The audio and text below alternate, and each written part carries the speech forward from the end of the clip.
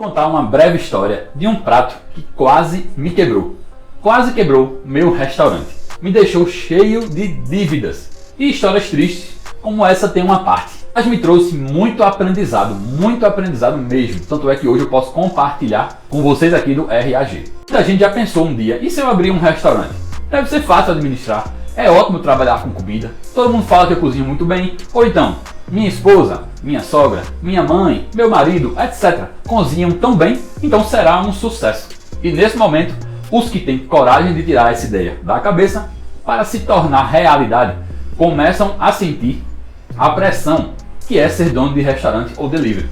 Quando eu abri o meu primeiro restaurante, contratei uma consultoria de São Paulo e paguei R$ 27.500, mais despesas de viagem, hospedagem, passagem de avião, alimentação, etc. que totalizou R$ 35 mil. Nem todos têm essa condição, mas foi crucial para a inauguração da minha loja, que começou já com um nível muito alto empresarialmente falando, comparado com pequenos negócios locais. Era aquela coisa, todos entravam na loja e perguntavam: isso aqui é franquia? De onde é essa marca? Você é realmente o dono ou você comprou essa franquia de algum outro local?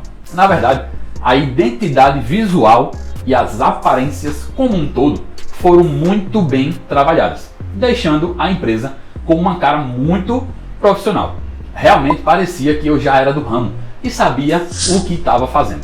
Não vou contar a minha história, porque já tem um vídeo aqui que fala sobre ela. Se quiser assistir, ele vai estar aqui em algum lugar para você clicar quando terminar. Na verdade, eu não sabia e não tinha a mínima ideia do que eu estava fazendo quando eu abri meu restaurante. Não entendia nada de restaurante, de delivery, mas era o meu sonho.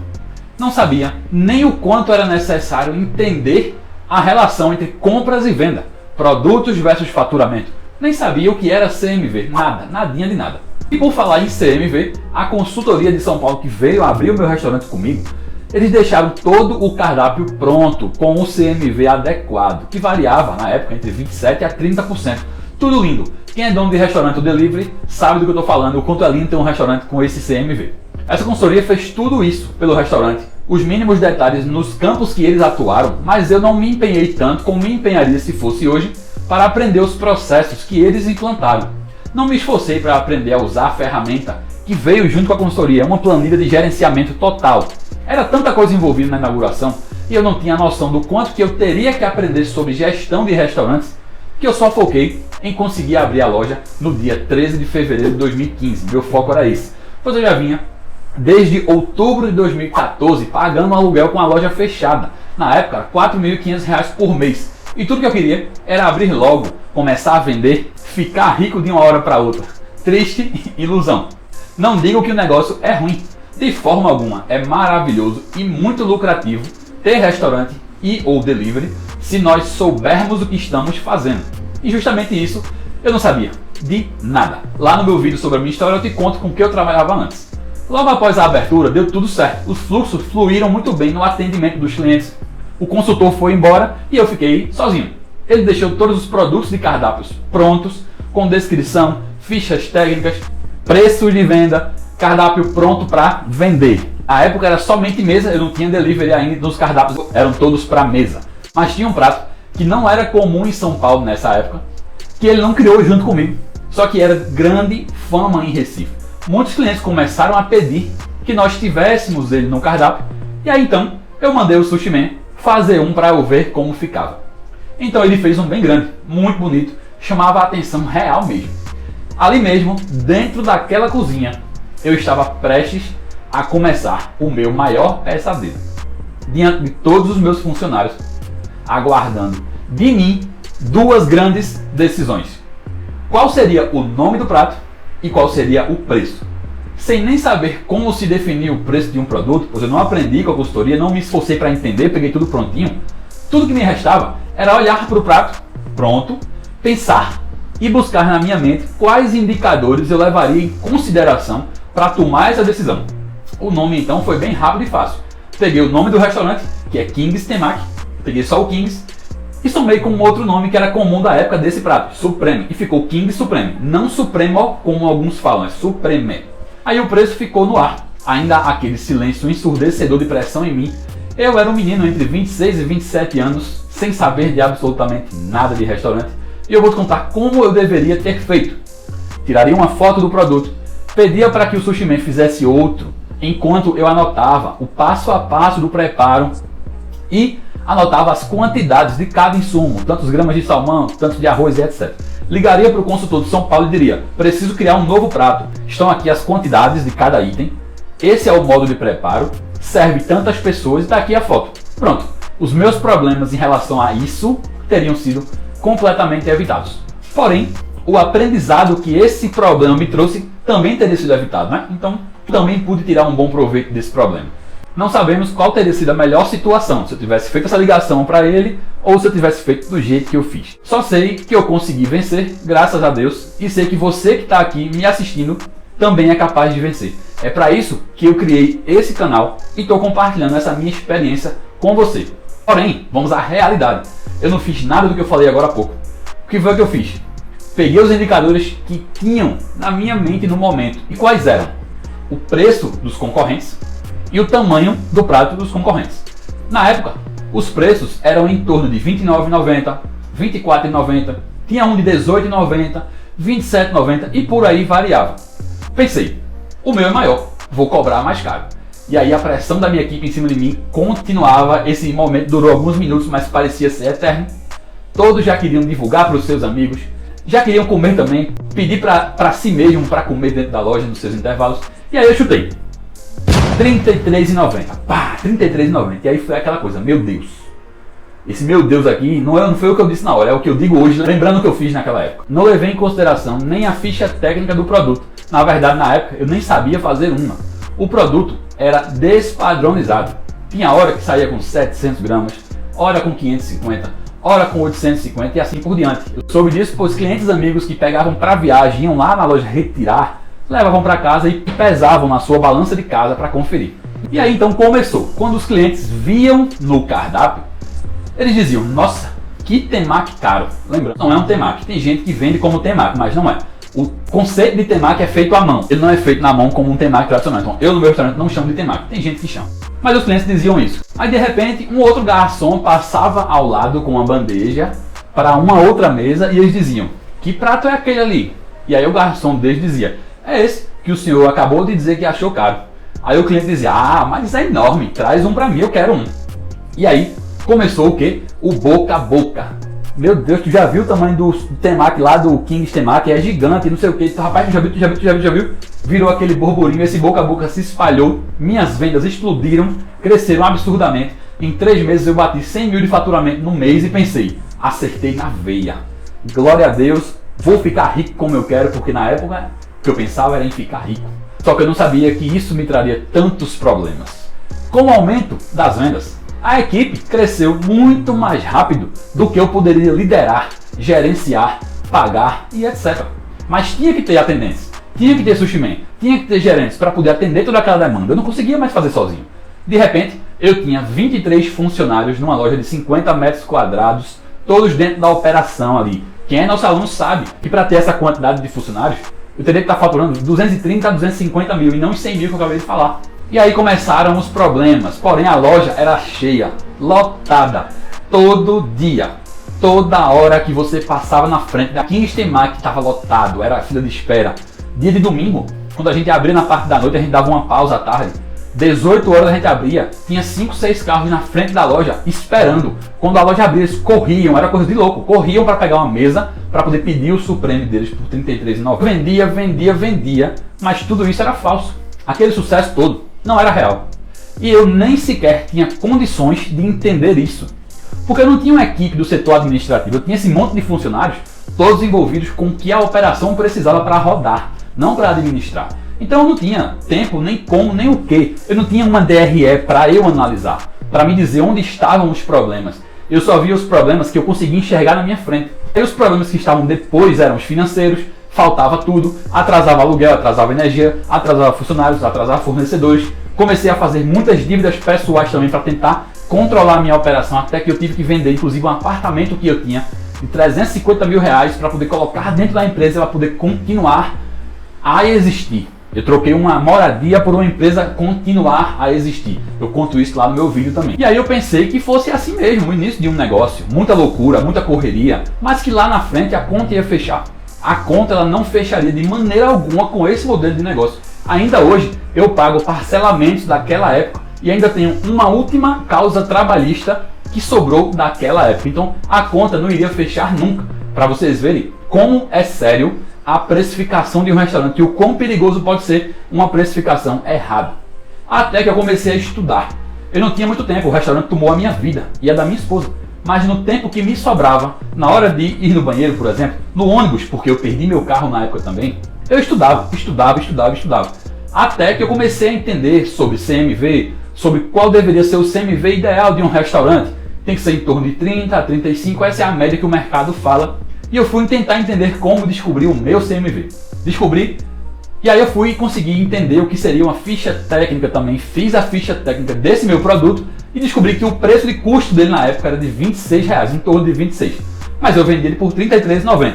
E como eu tinha acabado de aprender como calcular o CMV de acordo com o meu preço de custo, é só dividir 26 por R$33,90. E o CMV era em torno de 77%. Eu quase morro do coração, porque eu acabei de descobrir que deveria ser de 30 a 35. E detalhe, engordei 30 quilos nessa época, me tornei hipertenso. Tudo depois desse monte de problemas. Mas vamos lá. Eu consegui descobrir que o CMV do mês do meu restaurante estava girando em torno de 60%. Os demais pratos, que estavam em 27 a 30, como eu falei, que o consultor deixou, balanceavam essa conta com o prato de 77% e girava em torno de 60%. Mas isso é impossível para o nosso ramo. Significa que de 100%, que era o meu faturamento, 60% iam para compras e só sobravam 40% para tirar 45% de custo fixo, já ficava sempre negativo. 10% do Simples Nacional, 5% do custo financeiro, que eu nem sabia que eu tinha, descobri bem tempo depois, e 17% de lucro líquido planejado pelo nosso consultor na época. Como não tínhamos delivery, nossa margem era um pouco maior. Então essa conta já dá negativo, você já sabe que está tudo errado. Ou seja, a conta não fechava. Eu vivia no negativo, todo instante. Fora que nós somos roubados imensamente dentro da operação, funcionários levavam mesmo as coisas para casa, que aumentava ainda mais o buraco da empresa. Tem vídeos aqui falando sobre isso também. E me deparei com duas opções. Eu tinha duas decisões para tomar: desistir e fechar, ou reajustar o preço e seguir. Claro que eu escolhi a opção 2. Como eu te disse, eu vendi o meu apartamento para continuar. Mas imagine agora a dificuldade, pegar um prato com CMV de 77% e reajustar para 30%. Isso em reais significa reajustar de R$ 33,90 para R$ 86,90. Nossa, pense numa fase. Nunca que os clientes iam aceitar numa boa o mesmo produto do mesmo jeito, e ainda mais, às vezes chegando menor para eles. Como eu disse, estava despadronizado. Uma hora ele ia receber com 800 e poucas gramas, na outra hora ele ia receber com 700. Ou seja, se o cara veio na semana passada, pegou um de 800 e poucos gramas por R$ 33,90, na outra semana vinha, pegava um padrão com 700, que foi o padrão que a gente fez, por 86, ele não ia dar em mim. Então o que foi que eu fiz? Eu tive que planejar. Foi muito planejamento para entender como eu poderia fazer essa proeza de fazer esse reajuste sem ter tantos danos colaterais. Aumentei então para R$ 39,90. Essa besteirinha não fez diferença quase alguma e muitos clientes foram embora. Eu mantive. Ainda pensei em voltar para atender R$ 3,90 e achar outra solução. Chorava todos os dias. Esse aumento não fez diferença alguma, né? Pouquíssima. E aí eu criei uma segunda opção, do mesmo prato, agora com o camarão natural por R$ 44,90. Clientes foram embora. Meus pais, meus amigos, meus parentes e conhecidos vinham sempre para que nós pudéssemos vender. Enquanto nosso movimento caía por conta dessa questão, eles vinham nos ajudar. Demissões foram feitas, acordos judiciais e um monte de problema. E como eu disse, me agarrei em estudar. A palavra foi essa, era podcast no fone de ouvido o dia todo, para cima e para baixo, era pesquisa no Google, tudo o que eu podia fazer para tentar vencer isso. Ligava para o consultor da inauguração para tentar entender o que eu podia fazer. E aí, diante de tanta pesquisa e estudo, eu aprendi uma forma de poder amenizar esse aumento que eu ia ter que dar nesse produto, porque eu teria que chegar a 86, eu estava em R$ 39,90. Essa técnica consiste em oferecer ao cliente algo similar por outro preço. E aí com isso eu criei o Supreme Médio. Tinha 300 gramas, padronizado, com um preço organizado, vendido por R$ 28,90. E no mesmo dia que eu lancei, eu dei uma pausa no Supreme de 700 gramas, nós padronizamos ele em 700. E aí os clientes perguntavam, cadê o Supreme grandão? Eu quero ele. E a gente dizia que ele está sendo analisado por a nossa equipe, pela nossa contabilidade. Eu falava um monte de coisa para poder o pessoal entender que a gente está passando por um momento de análise para que ele seja reajustado e reorganizado em relação à ficha técnica. E aí a gente dizia para eles, ó, tem um Supreme Médio que a gente acabou de lançar, R$ 28,90 e tal. Quando pediam, viu que era pequeno, diferente do outro, ficavam meio chateados, mas era algo similar que a gente estava acostumado a oferecer e agora até mais barato do que antes, então deu uma amenizada. Porém, quando eu soltei o outro grandão de novo, já foi com reajuste para R$ 56,90. E aí, pessoas foram embora mais uma vez, foi uma dureza. Mas dentro de mais ou menos um ano, a gente conseguiu equilibrar essa aceitação. Mas imagina que é passar um ano vendo os clientes entrando na loja, pegando o cardápio, soltando na mesa e indo embora. Pelo fato de ter uma opção mais barata do que o preço antigo, que agora é R$ 28,90 o médio, o pessoal foi, em torno desse um ano que a gente passou, aceitando bem, aí conseguimos reajustar o grande para R$ 69,95, levamos o médio para R$ 35,95 e aí lançamos mais 3 produtos. O P menor do que o médio, o G maior do que o médio e menor do que o de 700 e o The King maior que o de 700. Todos com preços bem organizados, porém agora a gente tinha muito mais dessa técnica de oferecer ao cliente algo similar, então ele se confundia às vezes. A gente dizia, não, esse aqui é o que já tinha, subiu muito, né? Mas então me dê esse G, que é R$ 49,90, e aí foi uma coisa muito bem aceita. Porém, atualmente nós não temos mais esse monte de tamanho, visando a padronização de processos para tornar o restaurante autogerenciável, com controle de estoque. Nós só temos hoje o de 700, que hoje são 600 gramas padronizado, e o de 300, que é o antigo médio, a gente chama de 300 hoje, só os dois, por conta de controle. As mantas de salmão para esses produtos são totalmente controladas. O de 300 se faz com uma manta, o de 600 se faz com 2 mantas, a gente deixa X mantas por dia, se acabar às 8 horas da noite não se vende mais Supreme nesse dia, visando o controle do estoque, para não deixar que ninguém faça mantas durante a noite, e assim a gente perca o controle, porque fazendo tudo durante o dia, como é atualmente, a gente tem um acompanhamento, uma supervisão. O nosso gerente de produtos acompanha o processo de fazer as mantas para que todas tenham a mesma gramatura, e a gente deixa X mantas, como eu já falei. Tá lá, tem 50 mantas aqui hoje, podem sair 50 Supremes de 300 ou 25 Supremes de 600 ou uma mistura dos dois, porém, como eu falei, acabou no meio da noite, acabou, a gente perde a venda, mas não perde o controle. O que acontecia? Durante a noite, durante a movimentação acelerada em uma operação de alimento, quando a gente parava para produzir esse tipo de produto, esse tipo de manta, geralmente ia com mais gramas do que deveria e a gente perdia esse insumo que ia no prato sem estar controlado, sem estar de fato no padrão. E às vezes o que era muito difícil, mas também acontecia, ia menos, e aí o cliente reclamava. Então a gente precisou, em prol de um processo, em prol da escalabilidade, em prol do crescimento, mais tipo de decisão. A gente perde a venda, mas não perde o controle. Se a gente viu que ontem acabou muito mais cedo os Supremes, a gente entende que agora a gente está na hora de aumentar um pouco a quantidade de mantas a serem produzidas para ficar disponíveis em estoque. E aí a gente aumenta e aí a gente vai percebendo. Caso haja uma sobra muito grande no dia seguinte, a gente diminui e assim a gente vai gerenciando o nosso restaurante. Os preços dele estão o de 300 R$ 44,90 e o de 600 R$ 86,90. Então, glória a Deus, ambos estão muito bem precificados para que não haja mais esse tipo de problema e a gente consiga continuar com a nossa empresa crescendo e servindo bem nossos clientes. Então aqui eu te contei um pouco da minha história, de como que eu quase quebrei por causa de um produto e uma decisão mal tomada. Então tome muito cuidado no seu negócio. Pense bem nas suas ações e decisões que serão tomadas e leve esse exemplo como um aprendizado na sua vida. Qualquer dúvida, eu estou por aqui. Um forte abraço, Bruno Costa.